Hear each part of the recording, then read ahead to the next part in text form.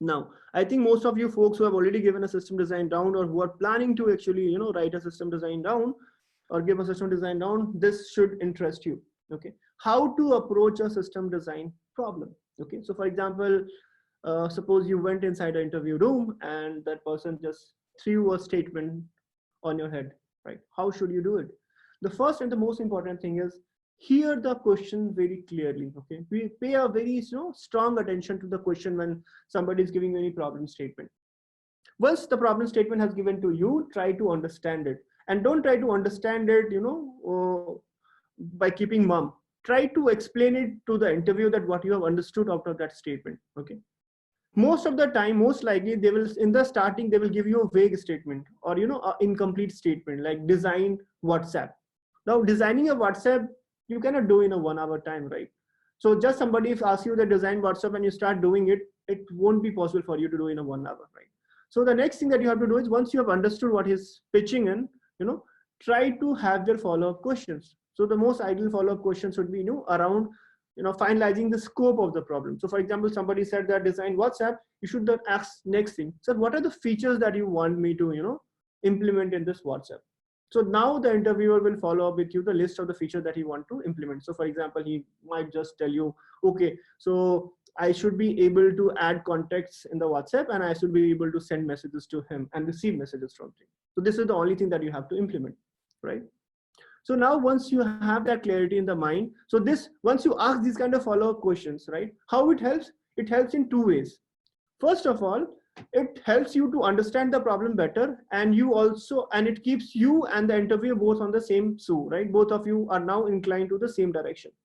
Secondly, it helps to put a positive impression in the mind of the interviewer, because the interviewer now understands, okay, this guy is just not trying to solve the problem. He tries to understand the problem and then try to solve it holistically, right? So this plays a two role. First, it helps you to understand the problem, and then at the same time, it tries to put a positive impression in the mind of your interviewer, right? Once you have your problem statement in the hand, right, and you have the good clarity on the scope of the problem, suppose you are trying to make some assumptions. Don't do it again.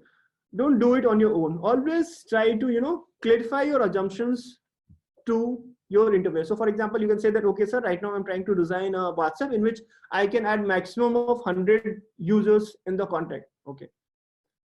Right. So these are kind of assumptions which you are taking. You can discuss with the interviewer so that he's also on the same page, right? Your assumptions shouldn't come as a shocker at the end of your design. Okay. Your interviewer should be, be aware of in which direction you are moving, so that if he feels it is wrong, he can stop you then and there itself, so that you have enough time to correct your mistakes. Okay. So the continuous communication is very important. So you need to, discuss all your assumptions that you have made with your interviewer.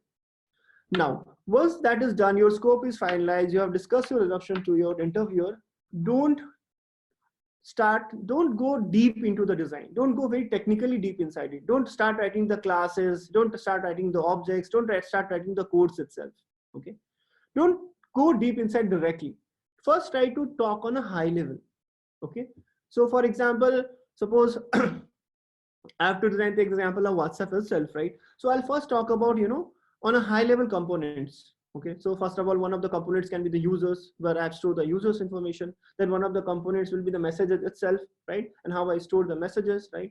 Then one of the component will be how the message is transferred from the one person to another person, right? So first, let's talk about on high level. So okay, this is my design, these are my components, this is how these components will be interacting with each other, and this is how I solve the problem. Just first talk about high level components, right? Once you have done with the high level components, right, then and through this process, keep the interviewer in the loop.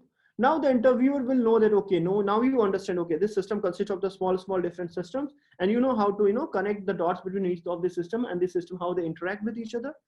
Now if the interviewer is interested in some particular piece, so for example, if he's interested in how we are storing the user data, he will ask you, okay, how will this system work? Your users, how you're storing the user data. Then that's the time when you have to dive into that particular component. Okay, then you will say, okay, sir, I'm planning to use this kind of persistence layer. This is the user schema that I'm planning to do, and this is how I'm planning to store into this, right? So then you go into a deep inside a particular component when the interview asks you to do so. You don't have to do it from the start itself. Okay, you don't have to dive straight into the technical details.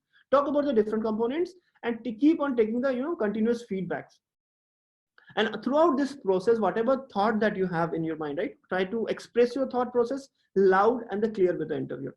I'll tell you, with my experience, it's not the interviewer who drives the interview, it's the interview. You as an interviewee, when you go into an interview, you should try to drive the interview yourself. And the day when you learn this, expertise of driving the interview yourself will be the day when you will not find problem in cracking any interview, right? See, you as an interview, you know that what are your strong points and what are your weak points. You know that what are the concepts that are, you're very strong at, and you know what are the concepts you are weak at, okay? So you should always try to, drive the interview in that direction, right? In which you have a better answers to make, in which your concepts are more clear. For example, suppose you have a very good concept about the messaging system, right? So whenever a design problem is given, right, and whenever you're talking about the high level design, try to take the discussion in such a direction where you bring asynchronicity into the picture and then force the interviewer to ask you questions around, messaging system.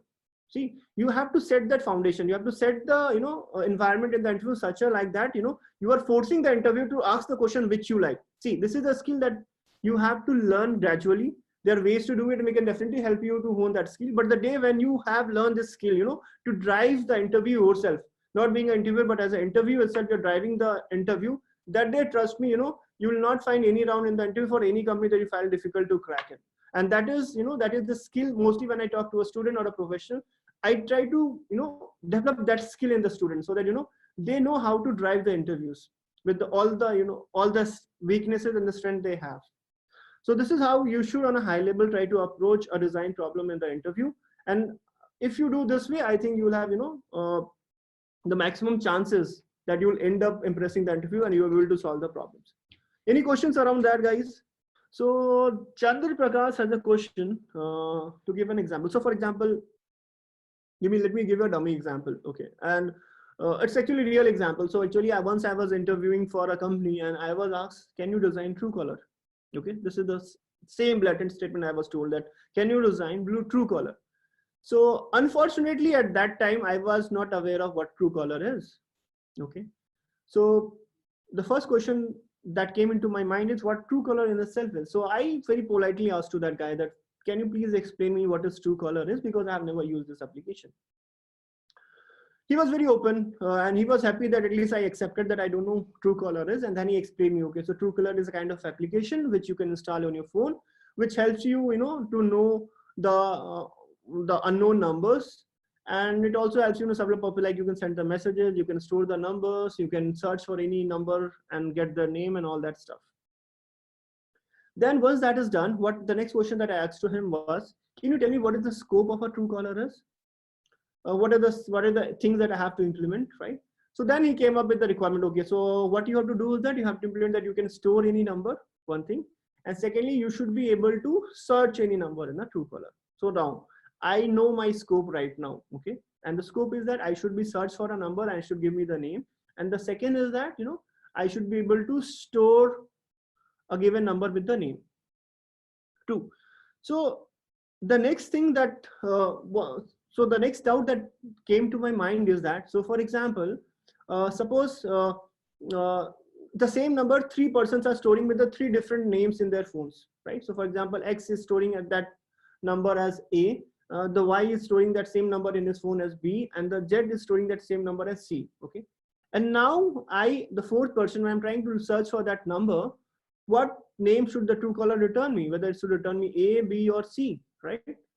So again, so I had this genuine question in the mind and just throw it to the interviewer. And the interviewer was very impressed that actually I was trying to, figure out the boundary cases. I was trying to figure out how to, solve this kind of situation. And then again, once I, projected this question, I also tried to suggest a kind of option that, we can have some kind of weightage. So the more the number of times a given name, has been saved in a phone number, that should come with a higher priority. So for example, if say like 3 number of people have stored the same number with the name say A, and 2 people have stored with the same number with the name B. So whenever a 3rd person is searching for that number, the name should be returned as A and not B, right? So this is how, I tried to figure out this problem and I just approached it, right? And then after that, I what I do is that I'll try to design a high level systems, and I said, okay, there will be one, one storage layer for the users, then there will be one storage layer for the mapping between the number and the name, and there will be the multiple components which will be talking to each other, right? And then once I decided what all the components is, then he started talking about, what are the different, layers of it, where you will be using the cache, where you will be storing it, right? And then he went too detailed into it. So this is how, this is just an example I gave you. Anything like that can come to you. So always try to, think loud, think in an open box. Okay, don't restrict yourself in a, in a very small thought process. Try to think loud and clear and out of box. This is the key. And whatever that you're thinking, please try to share it with your interviewer so that he knows that, okay, these are all things that you can think of. That is also very important. Trust me, at the end of the design note, it might be possible that you're not given a very optimal solution, but that is actually not what matters to the interviewer. The interviewer is actually trying to look at that, okay, do you have that acumen to think loud? Do you have the acumen to, think something new? How do you behave when you have been subject to an unknown? That is very important for anyone to know. I will take a person who might not be able to solve the problem in the interview, but at least I know that he has a good aptitude. He doesn't give up, right? He tries to look for the more hints and the requirements, and he still tries to give his best to solve that problem. I think that is more than enough for me to give a green flag to someone who is, trying a problem in a design round. Does that answer your question? Cool. Thanks.